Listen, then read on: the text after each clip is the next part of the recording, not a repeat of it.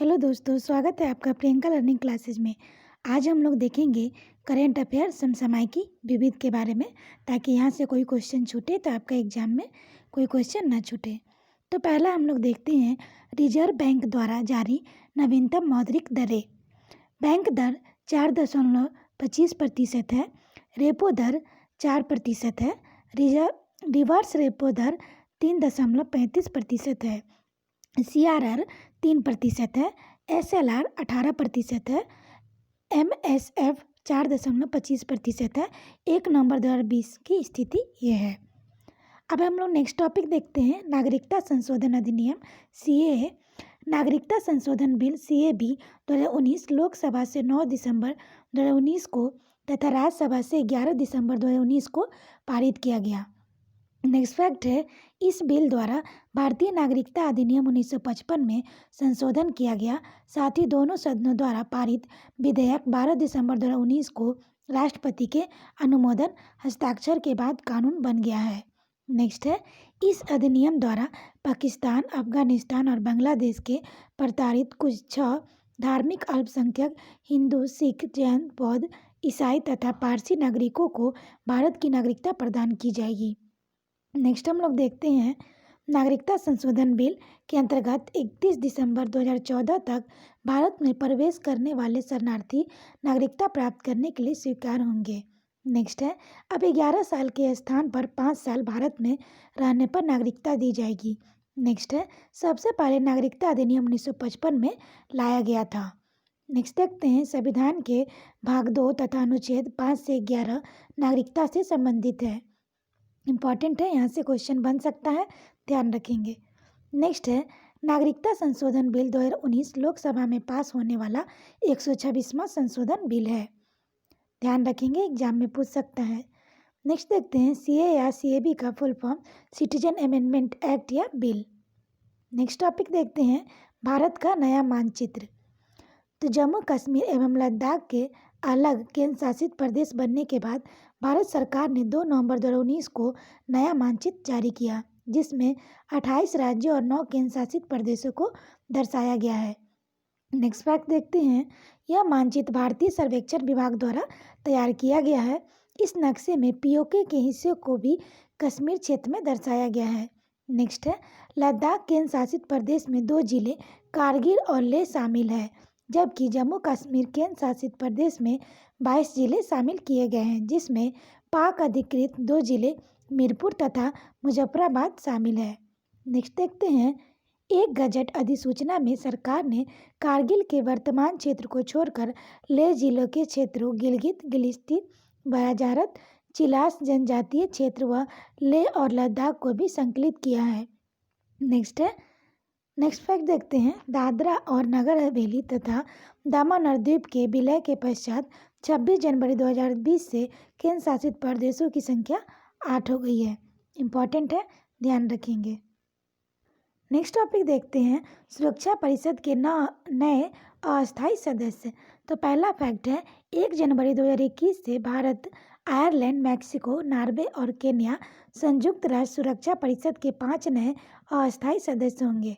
Next है, सुरक्षा परिषद की अस्थायी सदस्यता के लिए चुनाव 17 व 18 जून 2020 को संयुक्त राष्ट्र महासभा के 74वें सत्र में किया गया। इसमें भारत निर्विरोध रूप से सुरक्षा परिषद से हेतु चुना गया। नेक्स्ट है, इनकी 2 वर्ष की अस्थायी सदस्यता 1 जनवरी 2021 से प्रभावी होगी तथा 31 सितंबर 2022 तक ये परिषद से सदस्य रहेंगे।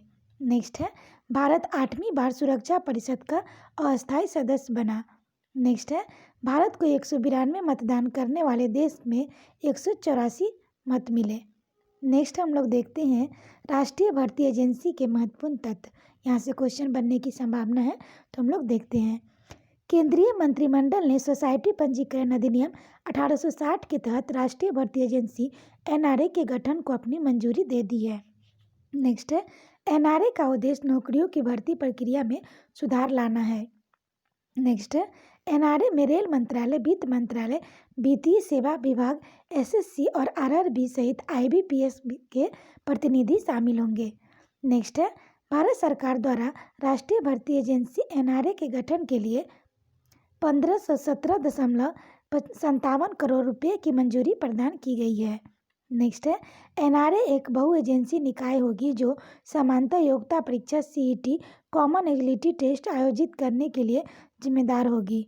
नेक्स्ट है, सीईटी का आयोजन ग्रुप बी और सी गैर तकनीकी पदों के लिए उम्मीदवार और शॉर्ट लिस्ट करने हेतु किया जाएगा। नेक्स्ट है, सीईटी में उम्मीदवार द्वारा प्राप्त किए गए अंक परिणाम की घोषणा तारीख से 3 साल की अवधि के लिए मान्य होंगे। नेक्स्ट है, उम्मीदवारों द्वारा सीईटी में भाग लेने के लिए अवसरों की संख्या पर कोई सीमा नहीं होगी। नेक्स्ट है, गैर तकनीकी पदों के लिए स्नातक, उच्च माध्यमिक 12वीं पास और मैट्रिक 10वीं पास वाले उम्मीदवारों के लिए अलग से सीईटी का संचालन किया जाएगा।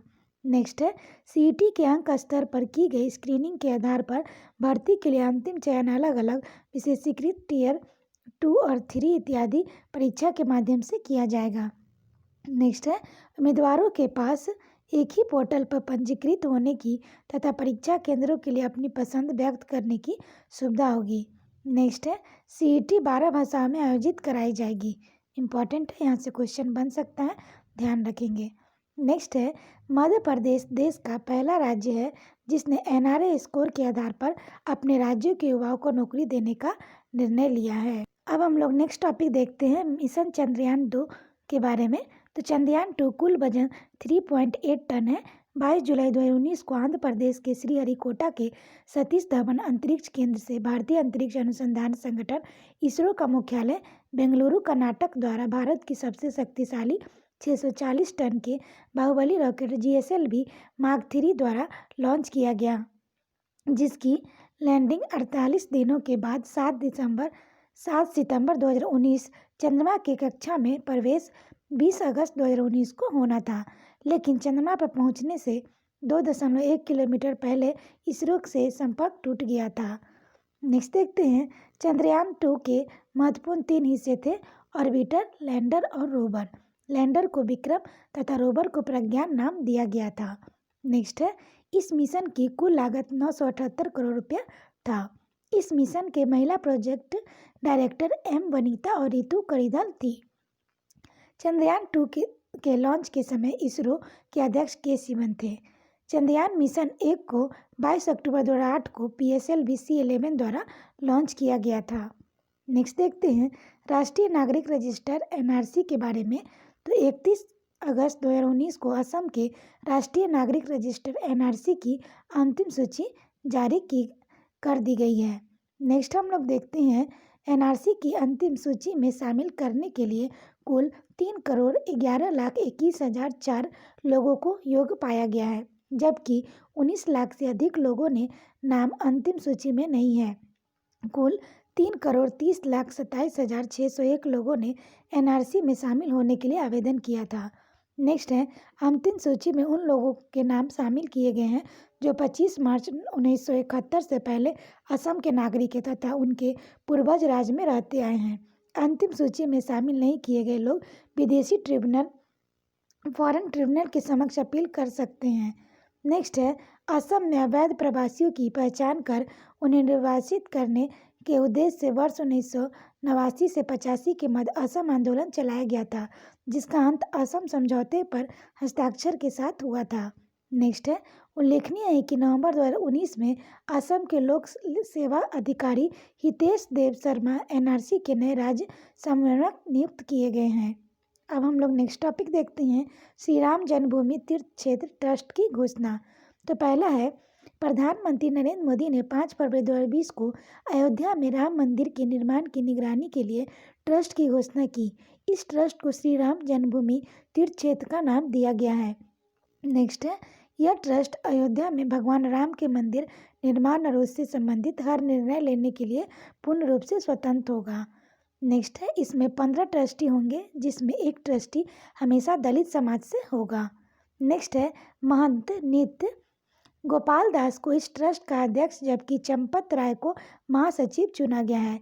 दलित सदस्य के रूप में बिहार के कामेश्वर चौपाल को चुना गया है।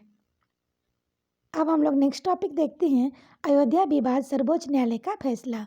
30 सितंबर 2010 को इलाहाबाद उच्च न्यायालय ने अयोध्या में विवादित 2.77 एकड़ जमीन को सुन्नी वक्फ बोर्ड, निर्मोही अखाड़ा और रामलला विराजमान के बीच बराबर बराबर बांटने का आदेश दिया था, जिसे सर्वोच्च न्यायालय ने चुनौती दी थी। नेक्स्ट देखते हैं, 9 नवंबर 2019 को सर्वोच्च न्यायालय की 5 सदस्यीय संविधान की पीठ ने अयोध्या की विवादित भूमि के मामले पर महत्वपूर्ण फैसला सुनाते हुए पूरी 2.77 एकड़ विवादित जमीन पर रामलला विराजमान का हक माना है।